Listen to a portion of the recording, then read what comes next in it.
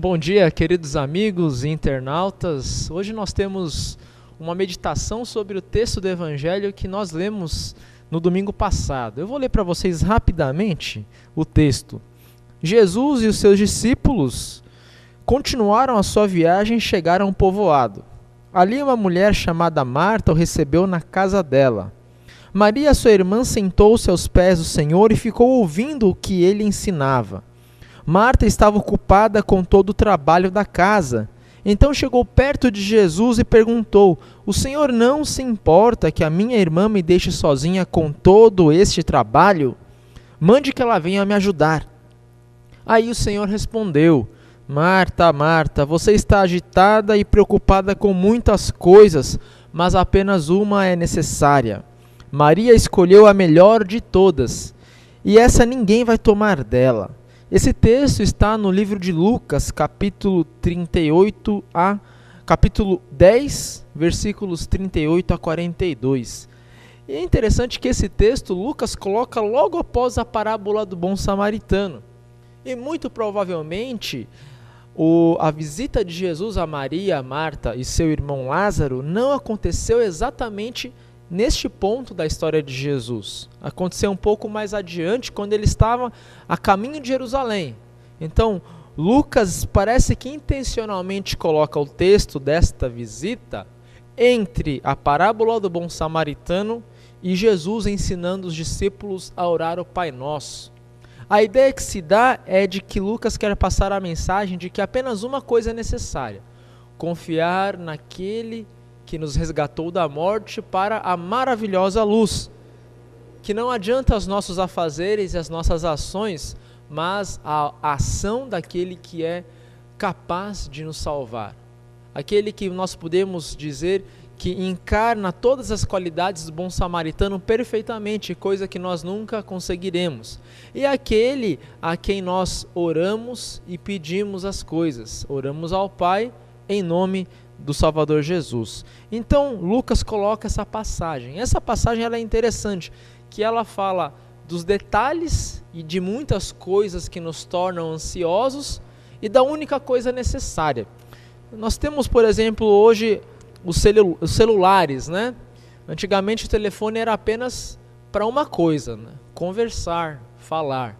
Com a vinda do celular, o primeiro celular também você só conversava, mas ele já tinha um a mais, você podia levar ele com você. Não era igual um telefone fixo de casa. Mais tarde o celular começou a enviar torpedo. Então, além de falar, conversar, você conseguia enviar mensagens de texto. E hoje nós temos, por exemplo, vários iPods, tablets e assim por diante, né? Smartphones, que você, além de mandar torpedo, além de conversar, você pode se conectar à internet, checar o Facebook, tirar foto, vídeos, compartilhar tudo isso na internet. Nós temos várias funções num smartphone como esse. E na verdade, quando nós pensamos em celular, apenas uma coisa é necessária: que ele faça a comunicação com as demais pessoas, a comunicação falada. Da mesma forma, nós temos em nossas vidas várias coisas que apenas uma coisa ali é necessária e nós enchemos de detalhes, né? Por exemplo, o casamento. No casamento, apenas algumas coisas são necessárias. Na verdade, uma só: a palavra de Deus abençoando os noivos.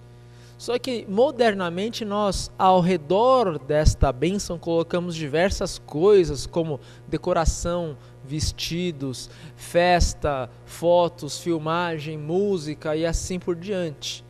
E a maioria das preocupações que nós temos quanto a um casamento são decorrentes desses detalhes que nós inserimos. Ou se nós pegamos, por exemplo, uma festa de aniversário, o que é necessário? Os parabéns que nós damos ao aniversariante. Mas, ao redor disso, hoje nós incluímos vários detalhes, que é a festa, as comidas, o fundo musical, a decoração, os convites e assim por diante. E a preocupação que nos ronda sobre um aniversário é exatamente sobre os detalhes, não sobre o aniversariante.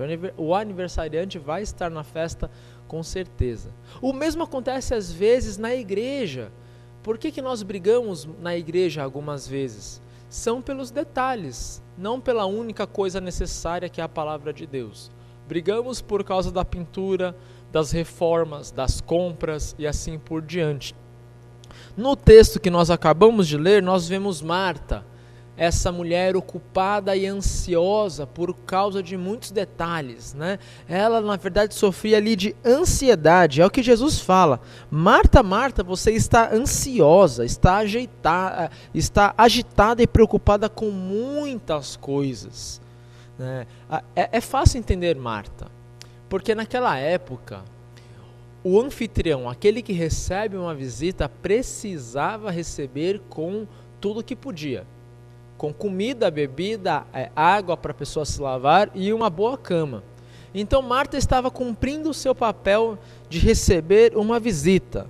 Nós não sabemos se os discípulos estavam juntos, mas provavelmente sim, porque no versículo 38 diz: Jesus e os discípulos continuaram a viagem e chegaram ao povoado de Betânia. Betânia era uma vila de pessoas pobres, uma vila um pouco fora de Jerusalém, a 1 quilômetro de distância. E lá viviam Marta, Maria e Lázaro, 3 irmãos que a quem Jesus estimava muito. Marta, então, ao receber Jesus e provavelmente os 12 discípulos, ela se ocupou dos afazeres domésticos. E não era igual hoje, que você tira algo da geladeira, cozinha, pega lá um refrigerante e serve. Ela precisava tirar a água do poço, amassar a massa do pão, assar o pão, matar uma galinha ou um cordeiro e assar essa carne. Então ela precisava preparar tudo, né? Por isso ela estava tão agitada com seus afazeres. Maria, ao contrário, escolheu ouvir Jesus. E a ação de Maria foi algo assim espetacular para os padrões da época. Por quê? Não era permitido culturalmente aos judeus que uma mulher estivesse na presença dos homens quando estes estavam ali na sala conversando. As mulheres precisavam ficar em outro ambiente. Especialmente nas refeições, os homens comiam primeiro e as mulheres depois. Mas Maria não, ela sabia que uma coisa só era necessária: ouvir o Salvador. E por isso ela contraria as regras e os costumes da época para ficar aos pés de Jesus, na presença de todos os homens ali, para ouvir o Evangelho, ouvir a pregação e a palavra do Mestre. Marta fica indignada, agitada, ansiosa, preocupada com os detalhes. E aí reclama com o Salvador: Mestre, você não se incomoda que a minha irmã não me ajude? Mande que ela venha me ajudar. E aí Jesus diz: Marta, Marta, você está ansiosa, você sofre de ansiedade porque está preocupada com muitas coisas. Mas somente uma é necessária, e Maria escolheu a melhor parte dela. E isso ninguém irá tirar de Maria. Jesus não condena a preocupação de Marta e o seu serviço. O que Jesus condena é que Marta estava ansiosa. E além de estar ansiosa, estava julgando a irmã Maria, que havia escolhido ouvir Jesus. Jesus nos ensina que quando a palavra é pregada, ela é a coisa necessária, a principal. Nós podemos deixar nossas ansiedades e correria de lado para ouvir Jesus. E é exatamente isso que você está fazendo agora ao ouvir este vídeo. Ao ler esta passagem bíblica, está deixando todo o resto de lado para ouvir a palavra de Jesus. E o que é tão importante nessa única coisa necessária? Na pregação de Jesus. Olha só, Jesus, depois desse texto, nos ensina a orar. E na oração, o que Jesus ensina ali? A chamar Deus de Pai. Pai nosso que estás nos céus. Jesus é o elo entre nós e o Pai. É Ele que nos dá a capacidade de chamar Deus de Pai. Porque Ele morreu em nosso lugar e ao morrer em nosso lugar venceu a morte, venceu o diabo, venceu o pecado e nos tornou assim filhos de Deus. É a graça de Deus, esse favor que nós não merecemos, esse presente, né, que nos torna salvos e aptos a chamar o Deus de Pai. Jesus então é esse elo. Jesus é a própria essência da pregação. Jesus é a única coisa necessária que nós precisamos. Todo o resto são acessórios, são detalhes, que não devem roubar a nossa saúde e nos tornar ansiosos. Você anda ansioso? Você sofre de ansiedade, que é um mal moderno? Não consegue dormir, come demais, come apressadamente, não consegue ficar parado, né?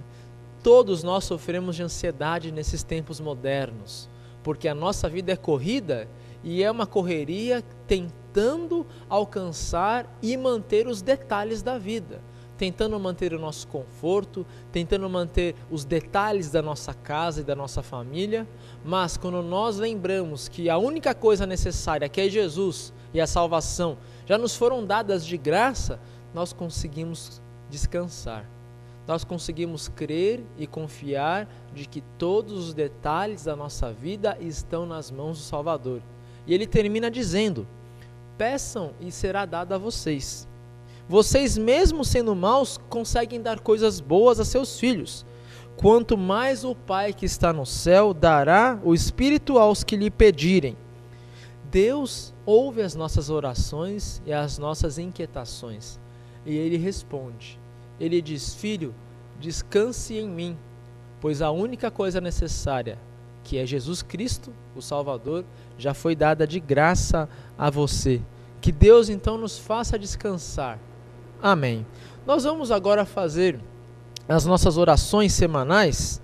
Iremos toda semana procurar colocar os pedidos de oração que são solicitados no nosso culto aqui em Interlagos, mas também no Facebook. Então você pode acessar a nossa página, o site que você vai ver no próprio vídeo, né? E vocês conseguirão colocar ali os seus pedidos de oração. Então nós vamos hoje pedir pela Dona Vera, pelo Rômulo, pela Letícia e pela Eliane. Vamos orar.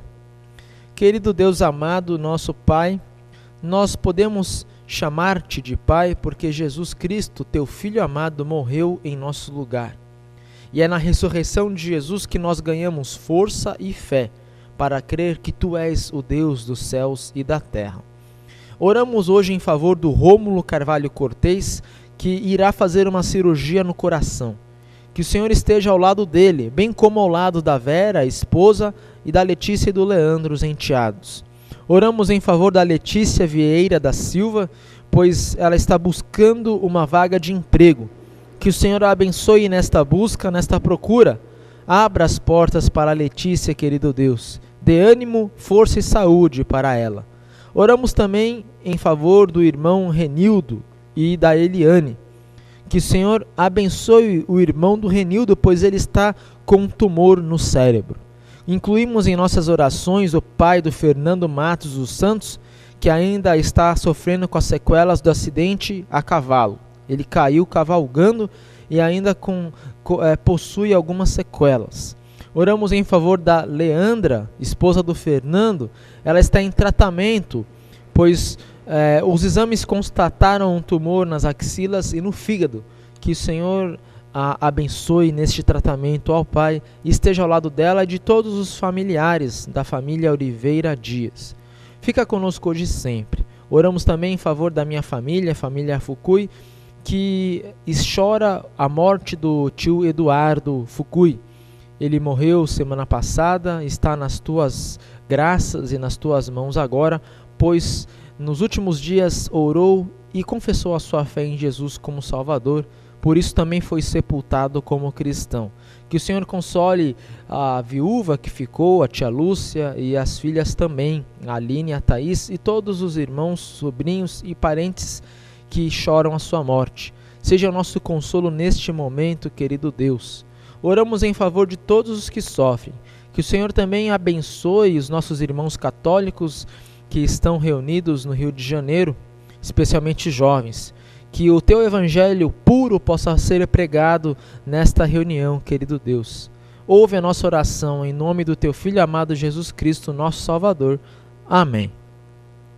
Então, um abraço a todos vocês e semana que vem estaremos novamente neste mesmo canal para compartilhar a palavra de Deus. Que Deus abençoe a vida de todos. Amém.